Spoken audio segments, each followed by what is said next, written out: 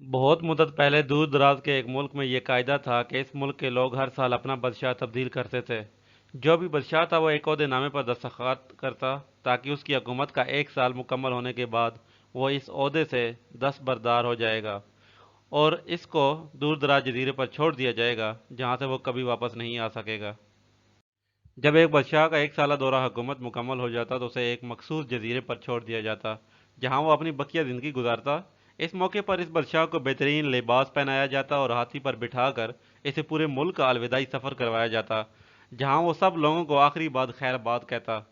वो बहुत ही अफसोसनाक और गमज़दा लम्हात होते और फिर वहाँ के लोग बादशाह को इस जजीरे पर हमेशा के लिए छोड़ आते।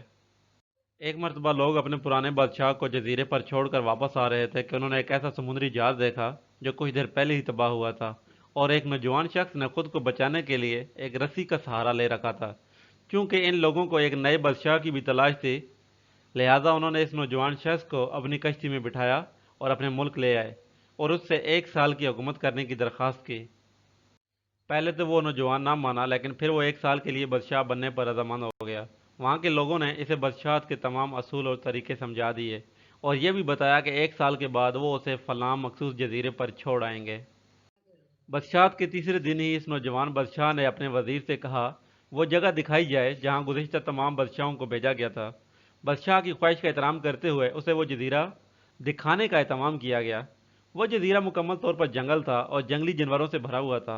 इन जानवरों की आवाज़ें जजीरे के बैर तक सुनाई दे रही थीं। बादशाह जायजा लेने के लिए जंगल के अंदर तक गया और वहां उसको पिछले तमाम बादशाहों के ढांचे पड़े नजर आए। इस नौजवान बादशाह ने 100 मजदूरों को जंगल काटने का हुक्म दिया। दूसरे माह तक जजीरा मुकम्मल तौर पर साफ हो चुका था। मजदूरों को हुक्म दिया गया कि जजीरे पर मुख्तलिफ मकामात पर खूबसूरत बागात तमीर किए जाएं। वो अपने साथ मुख्तलिफ पालतू जानवर मसलन मुर्गियाँ, गाय, भैंसें, बतखें और भी बहुत सी चीज़ें जजीरे में मुंतकिल करता रहा।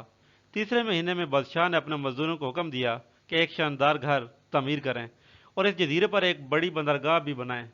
गुजरते महीनों के साथ साथ वो जजीरा एक खूबसूरत शहर में बदलता जा रहा था। खिलाफ तवक्का ये बादशाह अपनी अलविदाई तकरीब पर बहुत ही खुश था। इस मौके पर तमाम गुज़िश्ता बादशाह रो रहे थे। लोगों ने इसे हंसने की वजह पूछी कि आप हंस क्यों रहे हैं, आप इस कदर खुश क्यों हैं।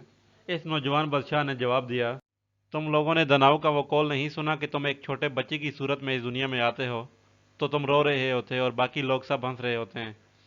ऐसी ज़िंदगी जियो कि जब तुम मरो तो तुम हंस रहे हो और बाकी दुनिया रो रही हो। मैंने ऐसी ज़िंदगी गुजारी है। जिस वक्त तमाम बादशाह महल की रंगीनियों में खोए हुए थे तो मैं उस वक्त अपने मुस्तकबिल के बारे में सोचता था और इसके लिए लाया अमल तैयार करता था। मैंने अब इस जजीरे को एक ऐसी ख्वाबगाह में तब्दील कर दिया है जहां अब मैं अपनी बकाया ज़िंदगी नया चैन और आराम सुकून से गुजार सकूंगा।